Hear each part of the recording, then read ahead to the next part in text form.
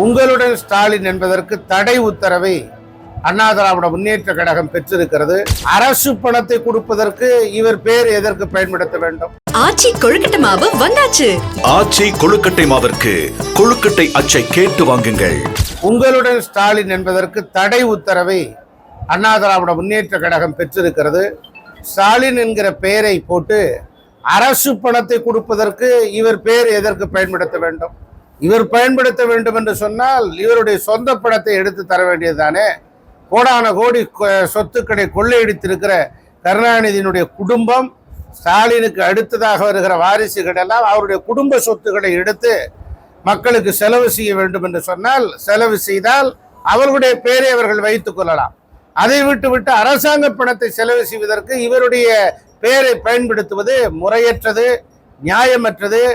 இது நல்ல செயல் அல்ல என்பதை நாட்டு மக்கள் அனைவரும் உணர்ந்திருக்கிறார்கள். இது அண்ணா திராவிட முன்னேற்ற கழகம் உயர்நீதிமன்றத்திற்கு சென்று தடை உத்தரவை பெற்றிருக்கிறது.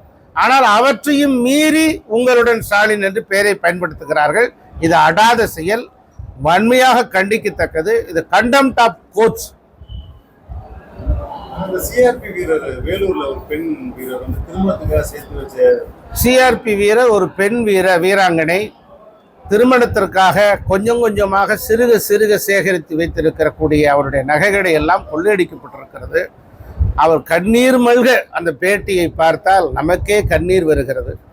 இப்படி ஒரு சிஆர்எஃப் வீரருக்கே பாதுகாப்பில்லை, அவருடைய பணத்திற்கே பாதுகாப்பில்லை, காவல்துறை கைகட்டி வேடிக்கை பார்க்கிறது.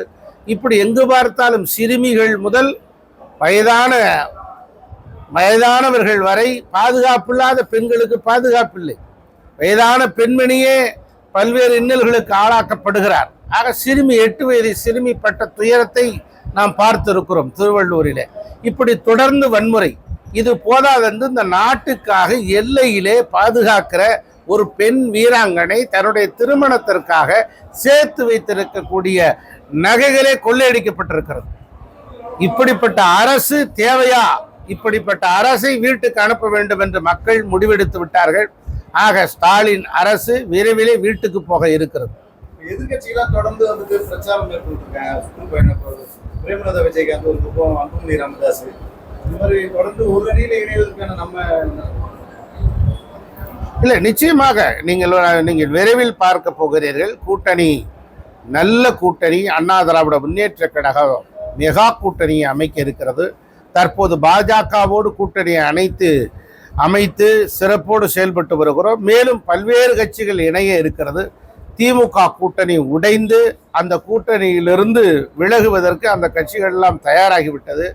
எடப்பாடியாருடைய சுற்றுப்பயணம் நாளுக்கு நாள் கட்சிக்கு இமேஜை கூட்டி தருகிறது. மக்கள் மத்தியிலே பேராதரவு பெருகி கொண்டிருக்கிறது. இந்த பேராதரவை பார்த்தவுடன் திமுகவுக்கு நடுக்கம், அரசாங்கத்திற்கு நடுக்கம். இந்த பேராதரவு அண்ணா திராவிட முன்னேற்ற கழகம் 8வது முறையாக ஆட்சி அமைப்பதற்கு வித்துட்டு கொண்டிருக்கிறார் அருமை அண்ணன் எடப்பாடியார் அவர்கள். ஆச்சி கொழுக்கட்டை மாவு வந்தாச்சு. ஆச்சி கொழுக்கட்டை மாவிற்கு கொழுக்கட்டை அச்சை கேட்டு வாங்குங்கள்.